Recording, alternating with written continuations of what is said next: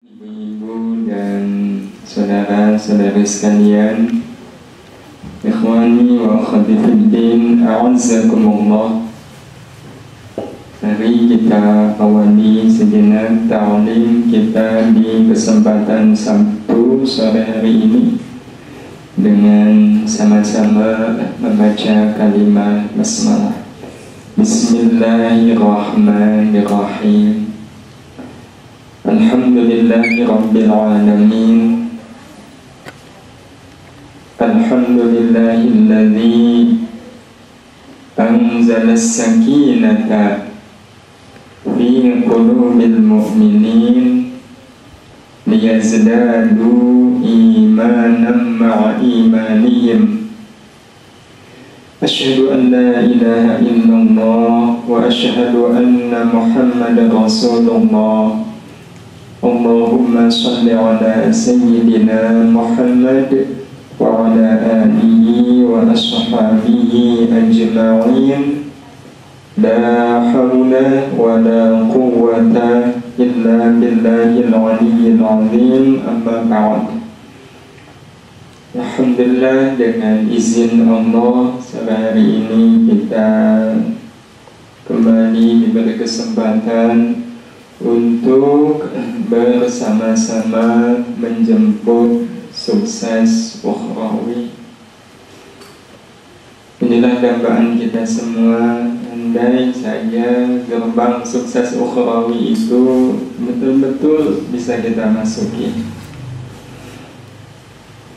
melewati gerbang sukses ukhrawi, setelahnya kita akan menjumpai sebuah kehidupan yang tentu saja berbeda antara yang belum melewatinya dengan yang sudah melewatinya. Kita ingin bersama-sama menjemput sukses ukhrawi ini, dan salah satu cara kita menjemput sukses ukhrawi adalah dengan salat. Dengan salat insya Allah kita bisa mendapatkan sukses ukhrawi. Allah sudah menjanjikannya untuk kita melalui ayat-ayatnya. Salah satunya Allah Subhanahu wa ta'ala sebutkan di surat Al-Mu'minun ayat yang pertama, qad aflahal mu'minun, sungguh akan sukses, sungguh akan bahagia, sungguh akan berhasil siapa al-mu'minun, orang-orang yang beriman itu. Orang yang beriman yang bagaimana? Alladzina hum fi salatihim khashi'un, yakni mereka yang khusyuk di dalam salat mereka. Mereka yang di dalam salat mereka itu khashi'un, khusyuk. Salat yang khusyuk ini bisa menjadi salah satu gerbang yang mengantarkan kita insya Allah sukses ukhrawi. Yang kalau gerbang sukses ukhrawi ini sudah kita lewati, maka seperti yang pekan lalu sudah kita sampaikan, kita akan bisa melabuhkan hidup kita pada 3 labuhan kemuliaan, yaitu tenang, bahagia, dan damai. Nah, kita tenang tidak cuma sekedar asal tenang, tapi kita tenang bersama Allah. Dan inilah ketenangan yang sesungguhnya. Ketenangan yang sesungguhnya adalah ketika orang tenang bersama Allah. Kalau ada orang yang tenang bersama uang, itu sebenarnya tidak bisa disebut sebagai tenang. Wah, tenang sekarang saya. Kenapa? Jabatan saya sudah tinggi. Orang yang tenang dengan jabatan itu dia pasti akan merasakan kegelisahan dalam ketenangan. Nah, kalau orang gelisah dalam ketenangan, tenang dalam kegelisahan, itu bukan tenang yang sesungguhnya. Tenang yang sesungguhnya adalah tenang bersama Allah. Yang kedua, bahagia. Dan bahagianya kita, bahagianya orang-orang yang sudah sukses ukhrawi adalah bahagia yang tidak dinikmati sendirian, tapi bahagia yang dinikmati bersama bersama. Ya, karena memang kita tidak akan mungkin bahagia sendirian. Itu memang hukum yang mengikat kebahagiaan. Tidak mungkin orang itu bisa bahagia sendirian. Kita bisa bayangkan dalam satu keluarga, ada istri, ada suami, ada anak-anak, jumlahnya ada 10 semisal anaknya. Nanti antara sekian banyak anggota keluarga, ternyata yang bahagia cuma suami. Kemana-mana suami yang bilang, wah saya betul-betul berumah tangga itu bahagia. Pada saat yang sama, istri dan anak-anaknya mengatakan, wah betul-betul di rumah itu kami sengsara, kami susah. Kita bisa bayangkan kalau seandainya suami mengatakan bahagia, istri mengatakan susah.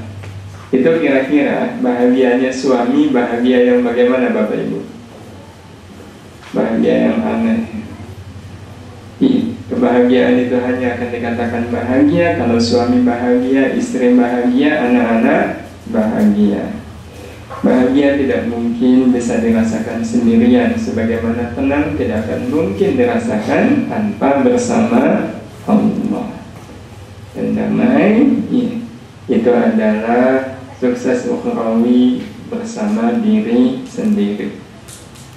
Nah, jadi kalau bersama diri sendiri itu damai, ini yang kadang orang sering terbalik. Bahagia bersama diri sendiri, damai bersama orang lain, itu kebalik. Dengan orang lain itu sebenarnya nggak ada kata damai, itu nggak ada. Jadi sebenarnya kurang tepat kalau seandainya ada orang yang mengatakan, wah saya kok merasa hidup saya dalam berumah tangga belum bisa damai. Saya belum bisa damai dengan orang tua, saya belum bisa damai dengan keluarga, saya dengan adik sendiri sampai sekarang belum bisa damai. Betapapun itu sering diucapkan, tapi sebenarnya itu tidak ada dalam kenyataan. Tidak ada dalam kenyataan. Sebab bicara tentang urusan damai sekali lagi adalah dengan diri sendiri. Sehingga kalau ada orang yang merasa belum damai dengan orang lain, itu isyarat karena dia belum damai dengan diri sendiri. Damai itu dengan diri sendiri. Kalau dengan orang lain, ya, urusan kita adalah bagaimana saya bisa bahagia bersama beliau. Jadi kalau ada orang yang dalam hidup ini masih mengurusi damai dengan orang lain, itu berarti hidup dia mundur ke belakang. Itu hidup dia mundur ke belakang. Kalau betul-betul hidup itu maju ke depan, kita kalau dengan orang lain itu tidak lagi berpikir damai, tetapi berpikir bagaimana saya bisa membahagiakan dia. Nah, inilah 3 keadaan yang insya Allah akan bisa kita rasakan kalau kita betul-betul sudah melewati gerbang sukses ukhrawi. Kita akan merasakan suasana hidup seperti ini. Nah, sekarang Bapak Ibu yang ingin kemudian kita kaji bersama, betapapun nanti kita kaitkan dengan sholat. Tapi sebelum kita kaitkan dengan sholat, kita ingin tahu sejenak peta perjalanan menuju gerbang sukses ukhrawi. Karena peta itu penting. Peta itu penting. Kita sudah tahu bahwa sukses ukhrawi itu punya gerbang. Tapi kalau kita tidak tahu di mana gerbangnya, bagaimana mungkin saya bisa ke sana? Ibarat orang tahu kalau setiap Sabtu sore itu ada pengajian di Darus Salihat. Saya pengen datang, tapi nggak tahu di mana letak Darus Salihat.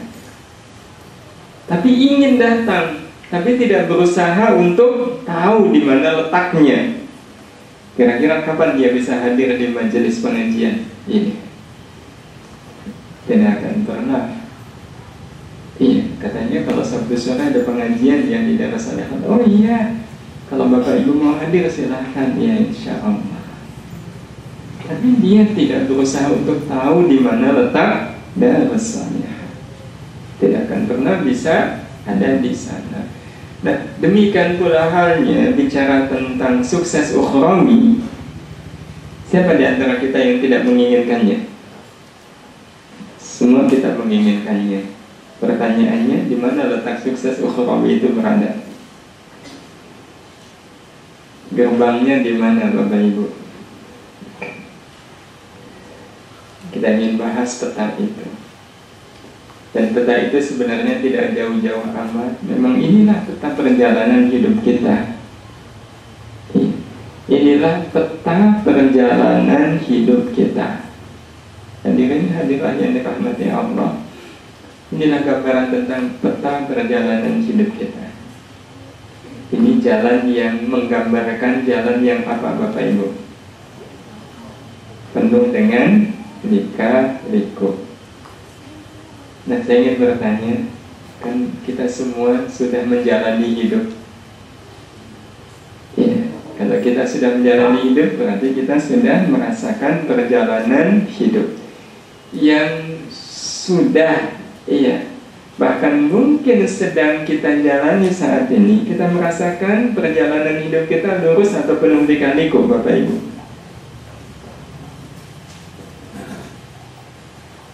Sekarang ini perjalanan hidup kita sudah lurus atau masih berlika-liku?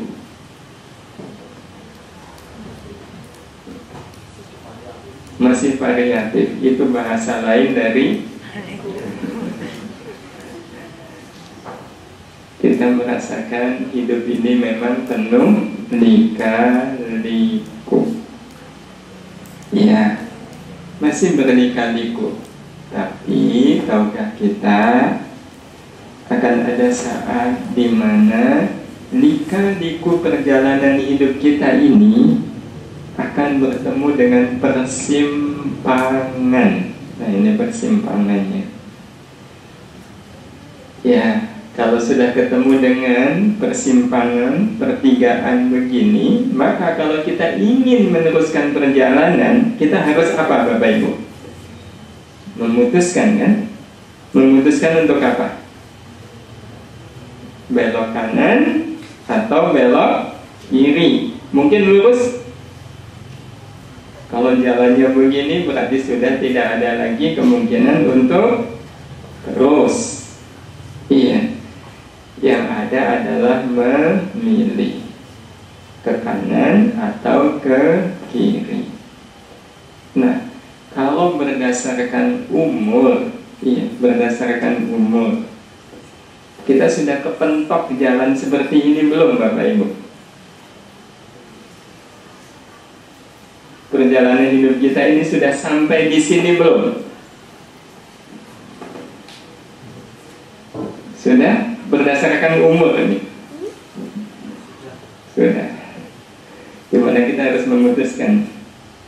Iya, memutuskan untuk apa? Ke kanan atau ke kiri? Betul, Bapak Ibu? Yang kalau kita memutuskan ke kanan dan kemudian kita terus ke kanan, di sana kita ditunggu oleh apa, Bapak Ibu? Ditunggu oleh surga. Tapi kalau ada orang yang memilih ke kiri, ditunggu oleh siapa? Neraka. Ya. Dan mari kita lihat peta perjalanan hidup kita. Kan kita sudah saatnya memilih ke kanan atau ke kiri. Kita lihat sama-sama perjalanan hidup kita saat ini. Sudah jelas ke surganya atau sudah jelas ke nerakanya?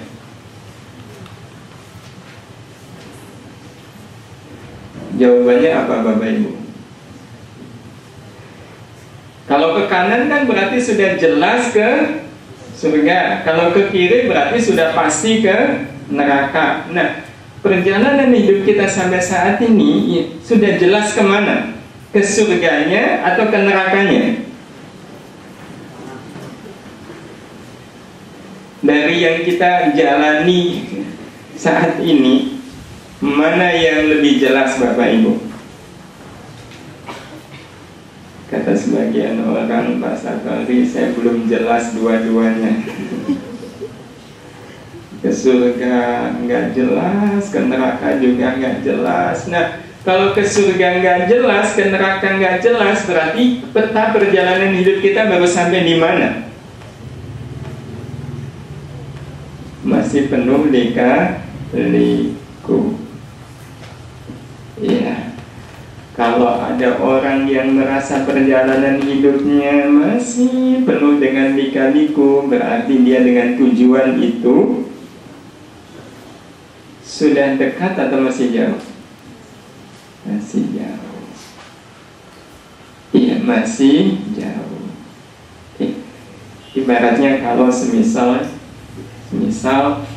kita ingin menuju ke satu tempat, kemudian kita tidak tahu, kita nanya, kemudian beliau mengatakan, oh ini Bapak, Ibu, iya, jalan ini ikuti saja. Memang ini jalan ini berlika-liku, tapi ikuti saja jalan penuh lika-liku ini. Nanti pada akhirnya Bapak akan ketemu dengan pertigaan T.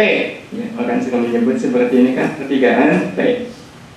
Pokoknya ikuti aja jalan yang berlika-liku ini sampai nanti mentok. Nah, kalau mentok belok kanan. Belok kanan lurus, nanti Bapak Ibu akan sampai di tempat tujuan. Kalau petunjuknya begitu, gampang nggak Bapak Ibu? Gampang. Tapi kita bisa bayangkan kalau kemudian kita mengikuti petunjuk tadi, kita ikuti jalan yang berlika-liku ini sampai 8 jam, kok nggak mentok-mentok? Lama-kelamaan kita merasa capek. Kapan ini mentoknya jalan penuh lika-liku ini? Udah 8 jam ini. Apalagi kalau sudah 2 hari, kapan ini mentoknya? Katanya jalan berlika-liku ini pasti nanti akan mentok. Kalau sudah 2 hari, 3 hari kok nggak mentok-mentok, itu lama-kelamaan kita jadi apa Bapak Ibu? Bukankah kita jadi curiga? Betul nggak? Benar nggak sih? Iya, kalau sesuai dengan petunjuk pokoknya memang jalan ini jalan satu-satunya, itu berlika-liku tapi nanti pasti mentok. Kalau sampai 3 hari kok nggak mentok-mentok, bukankah kemudian kita jadi curiga dengan perjalanan hidup kita? Betul Bapak Ibu? Nah, sekarang kita merasakan jalan hidup kita berlika-liku sudah berapa hari? Nggak cuma hari, nggak cuma minggu, nggak cuma bulan, bertahun-tahun. Sudah merasa kepentok? Kalau kemudian ada orang yang merasa enggak, kok saya perjalanan hidupnya masih berlika-liku, berarti harusnya dia curiga, enggak Bapak Ibu? Curiga, benar enggak ya jalan hidup saya? Iya, benar enggak jalan hidup saya? Kok berlika-liku, kapan mentoknya? Hadirin hadirat yang dirahmati Allah, tapi banyak nggak orang yang merasa enjoy saja dengan berlika-likunya hidup? Itu yang tidak boleh terjadi pada diri kita. Jadi hidup kita ini memang penuh lika-liku, tetapi inilah peta perjalanan yang sudah ditakdirkan oleh Allah. Berlika-liku itu suatu saat pasti akan bertemu dengan persimpangan, di mana pada saat sudah di persimpangan itu kita pada akhirnya dituntut untuk memilih. Apakah kita memilih ke kanan atau memilih ke kiri? Kalau ke kanan ditunggu surga, ke kiri ditunggu neraka. Ada sebagian kawan yang sempat bertanya, kenapa Allah harus menciptakan neraka? Kenapa sih harus ada neraka? Bukankah Allah itu Al-Rahman? Iya, Ar-Rahim, Maha mengasihi, Maha menyayangi. Bukankah Allah itu Al-Afuwu, Maha memaafkan, Al-Ghafuru, Maha mengampuni. Tapi kenapa kemudian Allah Subhanahu wa ta'ala menciptakan neraka? Hadirin hadirah yang dirahmati Allah Subhanahu wa ta'ala, kita sendiri memahami neraka itu sebagai wujud dari Allah. Allah bersifat apa, Bapak Ibu? Bersifat adil? Enggak. Sebenarnya Allah menciptakan neraka itulah wujud dari ar-Rahmannya Allah. Ya, wujud dari kasih sayang Allah kepada kita adalah Allah menciptakan neraka.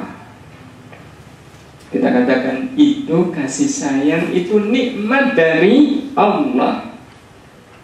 Ya, Allah menciptakan neraka itu kenikmatan dari Allah untuk kita. Bisa dipahami Bapak Ibu? Mungkin kita mengatakan neraka kok nikmat, di mana letak nikmatnya? Letak nikmatnya ada di sini. Di surat Ar-Rahman ayat 35, Allah Subhanahu wa ta'ala berfirman, yursadu alaikuma syuwadun minna. Yursadu dikirimkan alaikuma kepada kalian berdua, bangsa jin dan manusia. Apa yang dikirimkan oleh Allah? Syuwadun, nyala minnarin, dari api neraka. Dikirimkan nyala api neraka kepada bangsa jin dan manusia. Dan Allah tidak hanya mengirimkan nyala api neraka, tapi juga wanuhasun, dan cairan tembaga. Tembaga yang mencair. Kalau ibu masak nasi pakai panci, itu pancinya ikut mencair enggak, Bu? Enggak, pancinya tidak ikut mencair. Tapi kalau ibu nyoba itu panci dipegang, rasanya apa? Panas. Padahal tidak sampai mencair. Kita bisa bayangkan kalau kemudian tembaga atau besi itu mencair. Panas yang tiada terkira dikirimkan oleh Allah kepada bangsa jin dan manusia. Fala tantasyiron, kalian pun tidak bisa menolong, menyelamatkan. Berarti ayat ini bicara tentang azab neraka. Tapi setelah itu Allah mengatakan apa di ayat yang ke-36? Fabi ayyi ala'i rabbikuma tukadziban. Dan nikmat Tuhanmu yang mana lagi yang pasti kalian dustakan. Setelah bicara tentang neraka, Allah bertanya kepada kita, nikmat Tuhanmu yang mana lagi yang masih kalian dustakan? Berarti ayat ini menyinggung tentang nikmat yang sudah Allah berikan kepada kita. Kalau kemudian ayat sebelumnya bicara tentang neraka, berarti apa kesimpulan kita? Neraka itu berarti apanya Allah kepada kita? Bukankah berdasarkan pertanyaan ini Allah ingin menyampaikan kepada kita bahwa neraka itu nikmat? Ingin merasakan nikmatnya neraka, Bapak Ibu? Mari sama-sama kita melihat apa sih nikmat Allah di balik azab neraka. Di sini letak nikmatnya. Neraka adalah konsekuensi logis dari tidak bisa dihindarinya baik dan buruk dalam kehidupan. Ya, hidup butuh baik nggak Bapak Ibu? Bisakah kita membayangkan hidup tanpa kebaikan? Apa yang terjadi kalau dalam hidup ini tidak ada kebaikan? Apa yang kita rasakan? Menderita. Andai saja dalam kehidupan ini tidak ada kebaikan. Nah, sehingga hidup itu butuh kebaikan. Nah, kalau hidup butuh kebaikan, kebaikan itu butuh apa, Bapak Ibu? Bukankah butuh keburukan? Sebab kalau seandainya ada baik tanpa ada buruk, mungkinkah yang baik itu ada? Enggak. Baik itu ada karena adanya buruk. Kita insya Allah dianggap orang apa nih Bapak Ibu? Orang baik. Kenapa kita dianggap orang baik? Kenapa? Karena ada yang rela untuk jadi orang buruk. Betul nggak Bapak Ibu? Iya. Karena ada yang rela jadi orang buruk. Kita bisa bayangkan kalau ada orang, oh Bapak baik sekali. Iya.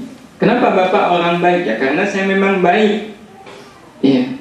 Kalau ada orang baik dan ketika ditanya kenapa Bapak kok disebut orang baik, kemudian dia jawabnya karena saya memang orang baik, berarti sebenarnya dia orang baik, bukan?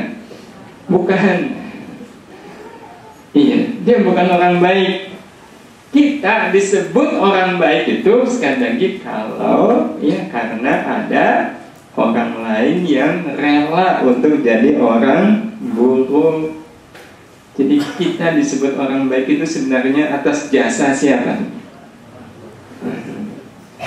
Kan itu orang buruk jangan dibenci, jangan dimusuhi.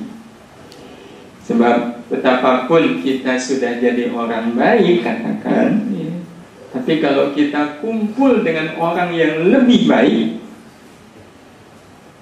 maka kita itu siapa di tengah-tengah mereka?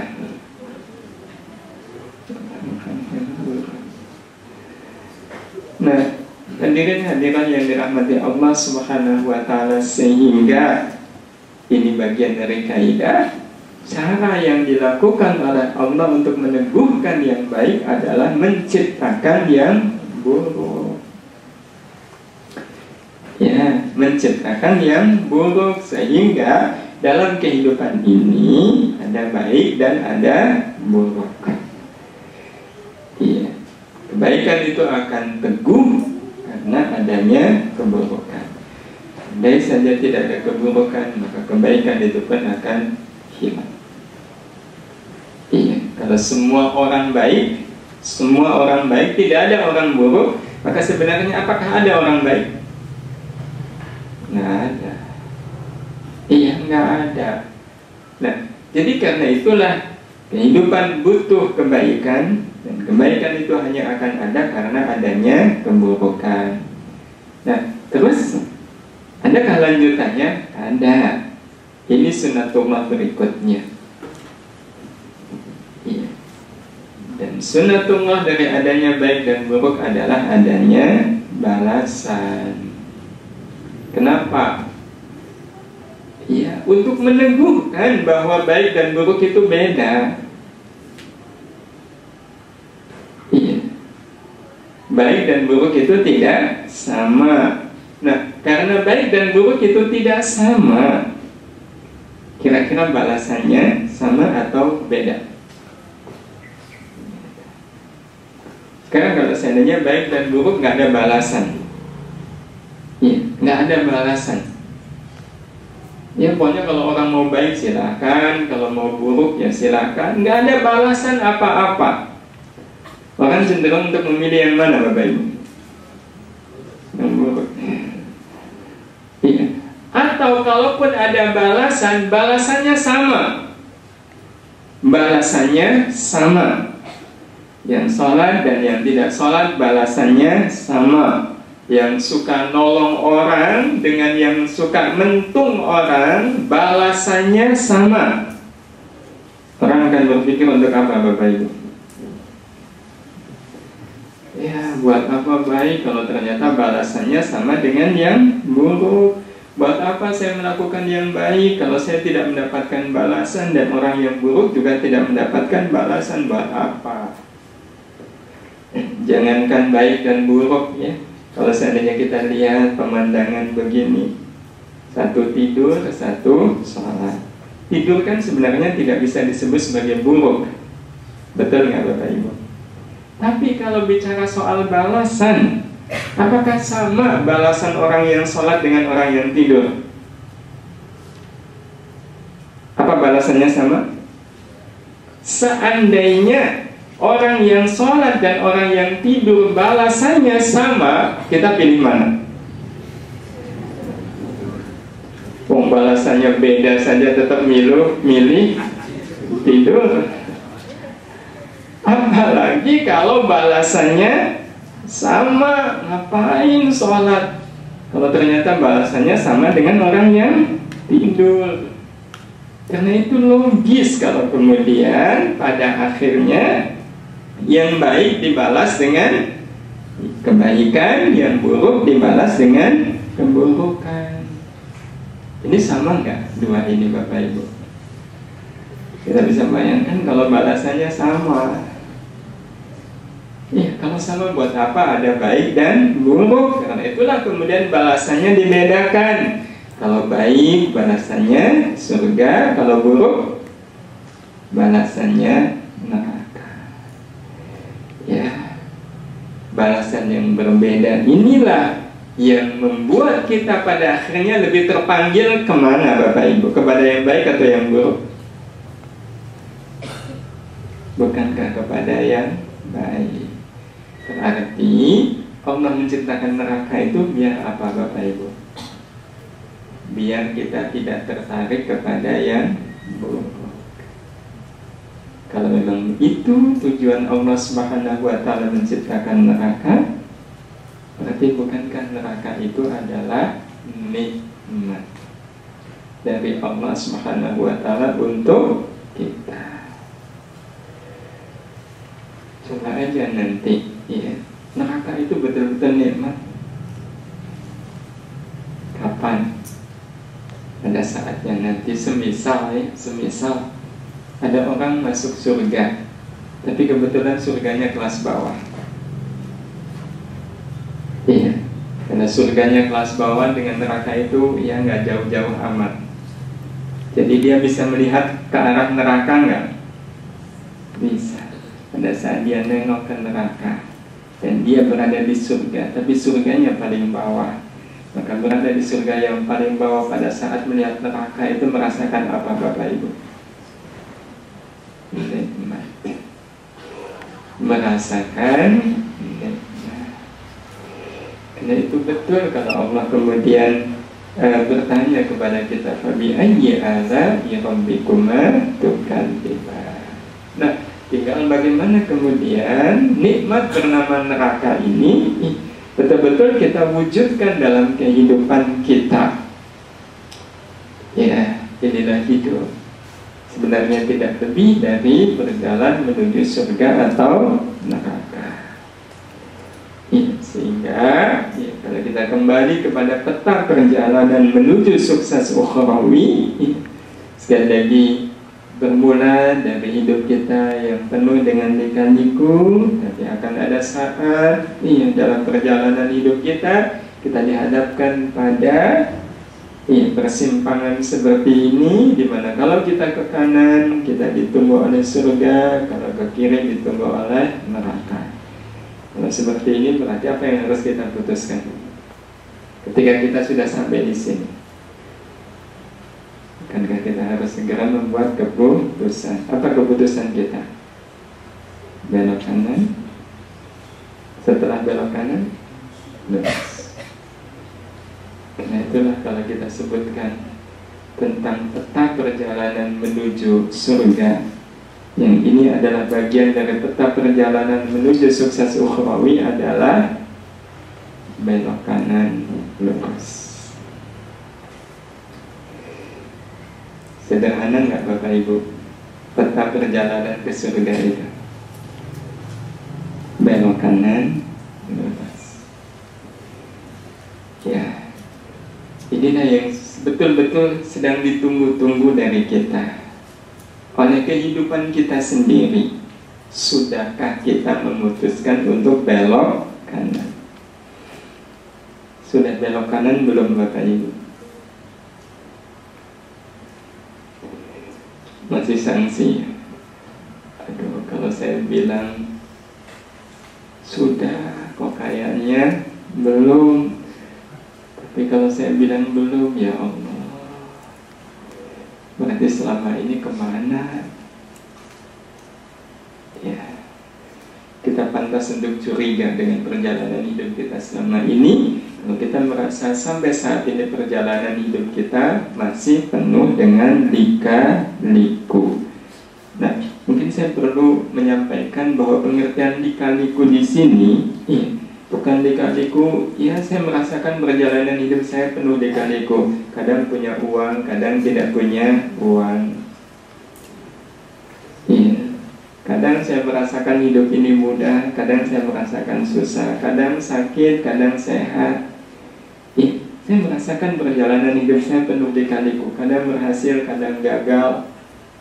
Kalau itu yang dimaksudkan berlika-liku, maka sesungguhnya kalau itu tidak bisa disebut sebagai lika-liku perjalanan hidup. Bukan. Iya, bukan. Bukan itu yang kita maksudkan dengan lika-liku perjalanan hidup. Terus yang mana yang kita maksudkan dengan hidup yang penuh lika-liku itu? Adalah semisal kita sering baca Quran, Bapak Ibu? Sering, alhamdulillah. Berzikir, alhamdulillah. Cerita jelek orang lain, menyimak berita yang penuh dengan keburukan orang. Kalau itu masih ada dan terjadi dalam kehidupan kita, berarti memang hidup kita masih penuh lika-liku. Lika-liku. Lika-liku kan bolak-balik ke kanan, ke kiri, ke kanan, ke kiri, kan lika-liku namanya. Kalau orang masih lika-liku di sini, berarti dia belum memutuskan belok kanan. Bisa jadi pada saat sudah memutuskan belok kanan, dibatalin belok kiri. Nanti belok kanan lagi, kiri lagi. Nah, karena itu tidak cukup hanya belok kanan, harus dilanjutkan dengan lurus. Nah, kita belok kanan itu dengan apa? Dari yang pekan lalu sudah kita sampaikan. Kita belok kanan dengan cara kita harus jadi orang baik. Dan untuk lurus dibutuhkan kuat. Karena itulah kenapa kita harus berada dalam posisi baik dan kuat. Baik itu berarti kita sudah belok kanan. Lurus itu berarti menunjukkan kita sudah kuat. Itu yang nanti akan mengantarkan kita insya Allah sampai ke surga. Nah, Bapak Ibu yang dirahmati Allah Subhanahu wa Ta'ala, dari yang sudah kita sampaikan, untuk bisa menjadi orang baik, kita harus menggabungkan 3 karakter ini.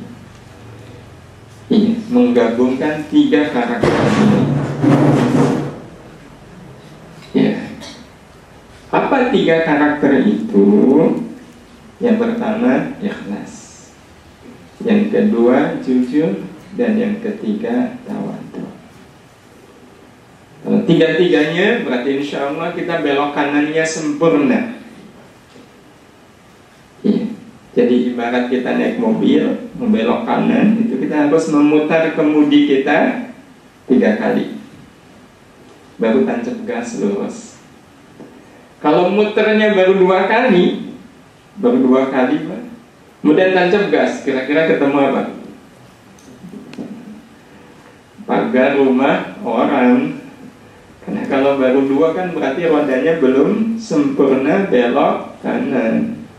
Dibutuhkan kesempurnaan, ikhlas, jujur, dan tawadhu.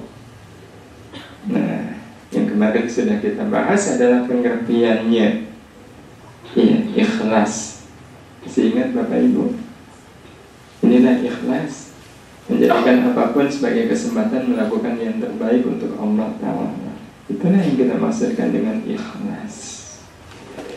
Menjadikan apapun sebagai kesempatan melakukan yang terbaik untuk Allah Ta'ala. Karena dalam apapun, di situ pasti ada kesempatan untuk melakukan yang terbaik.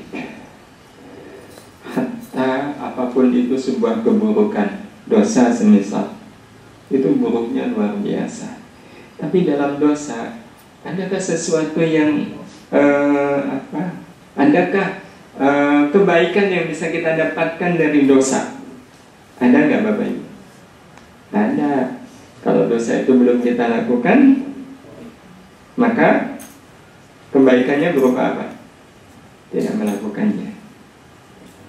Tidak melakukan dosa itu kebaikan. Tapi bagaimana kalau orang terlanjur berbuat dosa? Apa letak kebaikannya? Segera bertobat. Segera bertobat. Nah, itulah pribadi yang ikhlas. Jadi berpikirnya itu selalu apa nih yang terbaik? Iya, apa ini yang terbaik? Karena orang kalau segalanya selalu berpikir baik, insya Allah dia punya bakat jadi orang baik. Jadi yang dicari itu selalu yang baiknya. Iya, selalu yang baiknya. Itu orientasi orang yang ikhlas. Kalau ini pilar yang pertama, Bapak Ibu yang dirahmati Allah, ini pertanyaan untuk kita. Sudahkah kita menjadi hamba yang ikhlas? Sudah belum Bapak Ibu? Kita coba cek. Sebab kalau ternyata faktanya belum ikhlas, belum ikhlas, itu bukan mengeneralisir, tetapi besar kemungkinan yang lain pun belum. Kalau orang belum ikhlas, mungkinkah dia bisa sabar? Susah. Kalau orang belum ikhlas, bisakah dia menjadi orang yang bisa memaafkan kesalahan orang lain?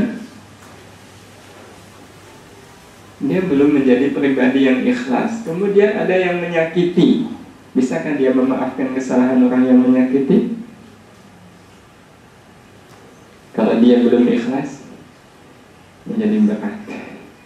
Qanaah bisakah dilakukan oleh orang yang belum ikhlas? Karena itu ini pertanyaan yang harus kita jawab. Inginkah kita menjadi hamba yang ikhlas? Ini untuk memastikan apakah saya sudah menjadi pribadi yang ikhlas atau belum. Kalau sudah ikhlas, ya berarti alhamdulillah. Tinggal jujurnya dan tawadhu'nya.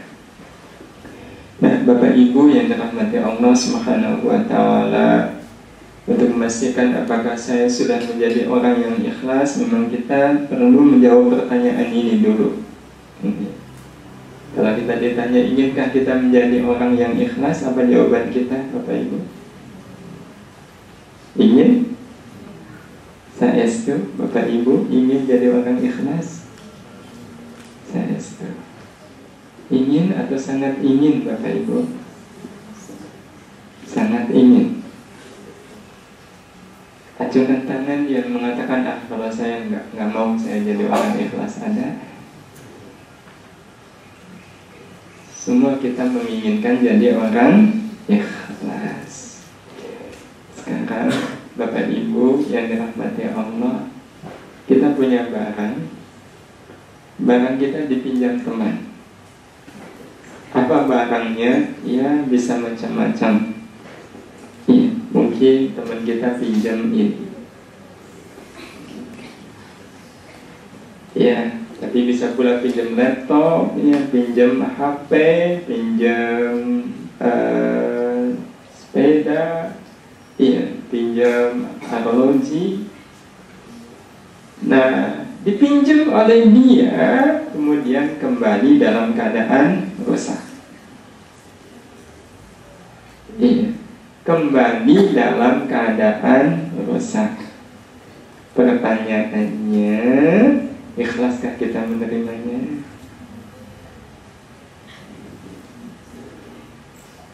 ikhlas Bapak Ibu. Udah motornya dalam keadaan rusak, bensinnya habis,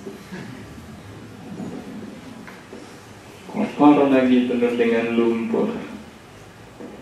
Sekali lagi Bapak Ibu, ikhlaskah kita menerimanya? Ini yang betul-betul harus menjadi renungan bagi kita. Kenapa kita belum bisa ikhlas? Kenapa? Padahal sekali lagi kalau saya bertanya, Bapak Ibu ingin nggak jadi orang ikhlas? Ingin.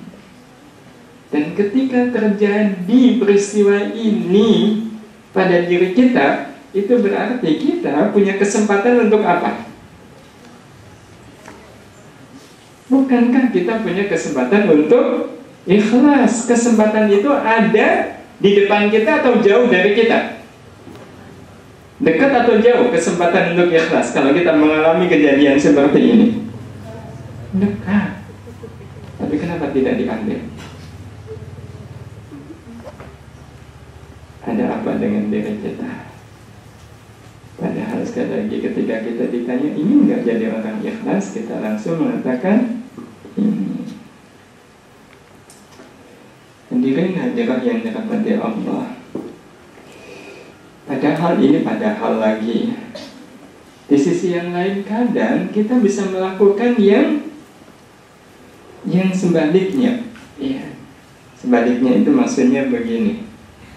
Kalau ini kan kita tidak bisa ikhlas ya. Tapi di sisi yang lain kita tidak seperti ini. Kita justru ikhlas. Kasus semisal kita lapar. Dari pagi sampai sore begini kita belum makan. Mana kemarin juga nggak sempat makan sore. Berarti hampir 24 jam nih saya belum makan. Yang kita rasakan apa? Lapar. Betul, lapar. Nah dalam keadaan kita lapar, sore-sore begini, tiba-tiba ada yang nawarin, Mas, jenengan kayaknya lapar nih, ayo kita makan bersama. Nah ini makanannya. Ya, udah nggak usah ragu-ragu. Ya, boleh nambah kok, ada pilihan lauk yang lain. Lagi lapar, ditawari makan nggak usah bayar, langsung diterima? Langsung diterima nggak Bapak Ibu? Dan kita bilang apa kepada beliau? Matur nuwun, Bapak kok pengertian sekali. Saya memang dari kemarin belum makan. Wah ya sudah, ayo nikmati. Sambil bilang begitu kemudian beliau menyuguhkan ini. Nanti kalau nasinya udah habis ini ya, tambah apa kita? Ya Allah, ini orang kok baik sekali. Kita terima nggak makanan dan minuman ini? Diterima? Diterima. Sekarang seandainya ini seandainya saja ada orang lapar karena dia memang belum makan, dia ingin makan. Dalam keadaan dia lapar dan dia ingin makan, ada yang nawarin makanan, ayo makan nggak usah bayar, enak lagi makanannya. Tapi yang bersangkutan bilang begini, Bapak tuh gimana sih? Saya lagi lapar ingin makan kok dikasih makanan. Gimana sih Bapak ini? Saya tuh lapar Pak. Kenapa saya dikasih makanan? Enak lagi makanannya. Kira-kira kalau itu terjadi, apa yang bisa kita simpulkan?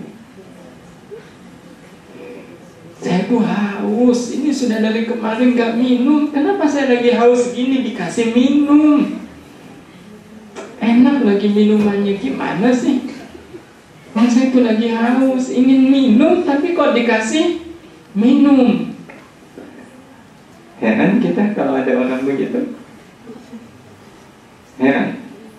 Baik, sekarang kalau betul barang kita dipinjam dan kembali dalam keadaan rusak,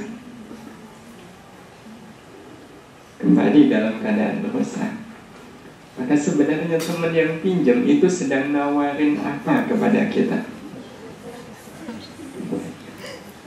Nawarin apa Bapak Ibu? Nawarin ikhlas, betul? Dan kita ingin nggak jadi orang ikhlas? Ingin jadi orang ikhlas? Ingin. Sehingga kalau seandainya ada orang mengalami kejadian seperti ini kemudian dia marah-marah, bukankah itu sama dengan dia mengatakan, gimana sih, saya tuh ingin sekali jadi orang ikhlas, tapi kenapa barang ini rusak? Saya tuh ingin jadi orang ikhlas, tapi kenapa saya diperlakukan seperti ini? Kira-kira sama nggak Bapak Ibu? Sama? Kalau sama berarti orang yang ingin ikhlas ya, dan kemudian dikasih kesempatan untuk ikhlas, kemudian dia menolak, itu berarti orang tadi telah terjadi apa di dalam dirinya? Telah terjadi sesuatu. Tapi kan dia sudah merugikan saya. Baik, kalau memang bahasanya merugikan, mana yang lebih bernilai? Ikhlas atau barang?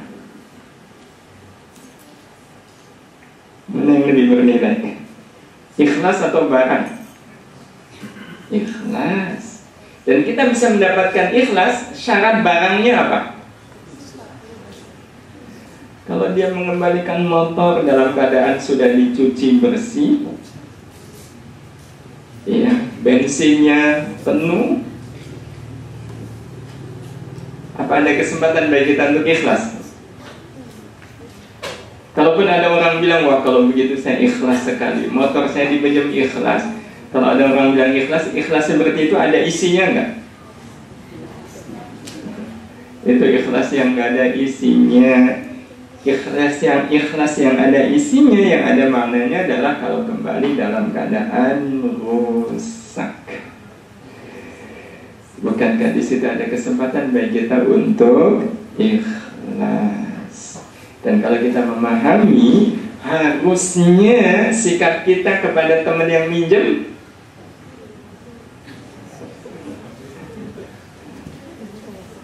terima kasih, karena dia sudah rela menjadi jalan bagi hadirnya keikhlasan.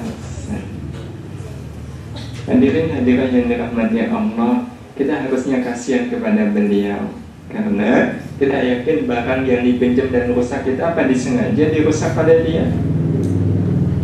Disengaja? Enggak. Kita menginginkan rusak?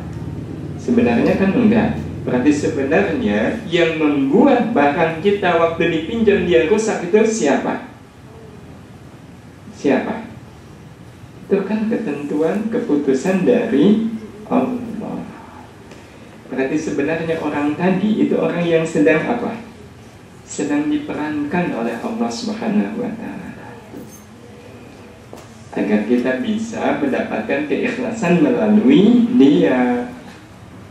Kan harusnya kita kasihan kepada dia.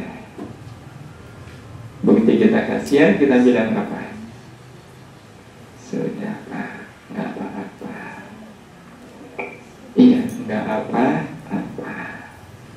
Kalau kita bilang nggak apa-apa, pertama kita sudah melakukan kebaikan bernama ikhlas. Yang kedua, kita sudah membuat dia senang.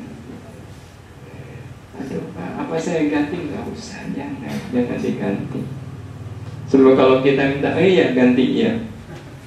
Itu berarti tandanya ikhlas kan? Saya ikhlas, syaratnya diganti. Itu nggak ikhlas namanya. Nah, Bapak Ibu yang dirahmati Allah Subhanahu wa Ta'ala, sebagai akhir, ya, bagaimana sih caranya agar saya bisa ikhlas? Ini ada langkah-langkahnya. Ya, sebenarnya kata kuncinya satu, yaitu meyakini. Ya, apa yang kita yakini? Pertama, meyakini bahwa apapun terjadi dengan izin Allah. Ini yang pertama. Untuk bisa ikhlas, kita yakin bahwa apapun itu terjadi dengan izin Allah. Barang saya dipinjam dan kembali rusak, ini nggak mungkin terjadi tanpa izin Allah. Saya sangat yakin itu nggak mungkin. Iya, kok ngepas pasti dipinjam oleh dia rusak. Karena kan sangat boleh jadi sebenarnya itu sudah rusak tapi belum kelihatan, pas dipakai oleh beliau rusaknya kelihatan.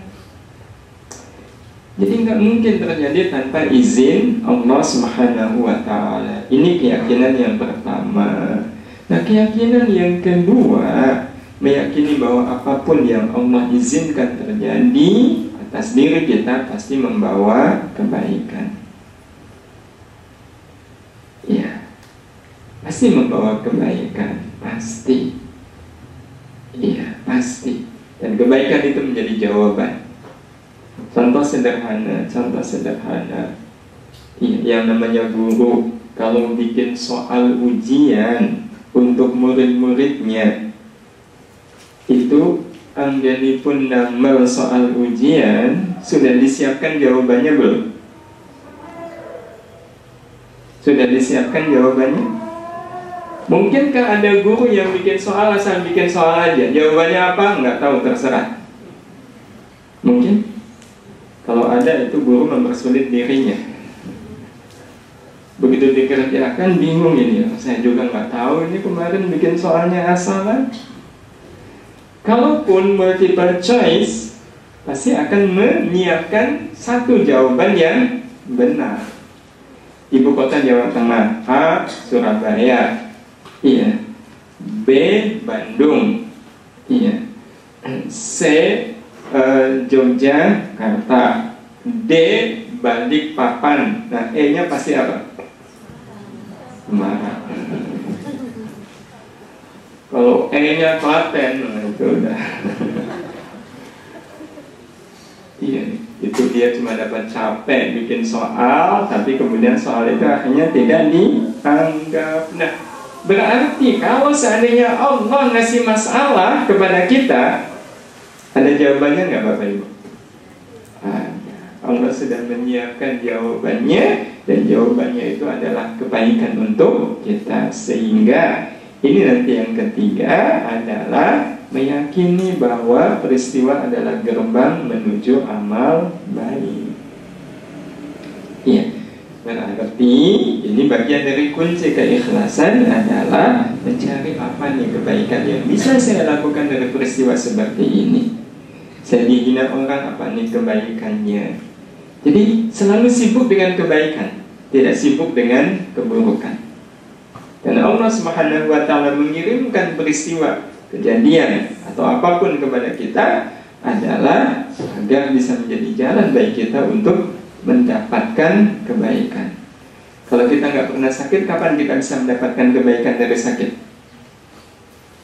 Kalau kita nggak pernah sehat, kapan kita akan mendapatkan kebaikan dari sehat? Kalau kita selalu berhasil, kapan kita mendapatkan kebaikan dari kegagalan? Bukankah kadang kita kalau sudah terlalu lama sehat, jadi lupa nggak dengan kebaikannya Bapak Ibu? Dengan kebaikan yang ada di balik sehat? Kan sering lupa, terlena. Karena itulah kemudian Allah kasih sakit, agar nanti kita bisa menemukan kebaikan dalam sakit, dan pada saatnya nanti sehat, kita juga sibuk mencari kebaikan yang ada di dalam sehat. Dan sehingga dengan 3 langkah ini, mudah-mudahan kita betul-betul menjadi orang yang ikhlas, dan segala apapun kita selalu menyibukkan kita dalam kebaikan. Ini cara agar kita bisa menjadi orang yang ikhlas. Selebihnya nanti ada jujur, ada tawadhu, kita bahas secara khusus insya Allah pada pertemuan yang akan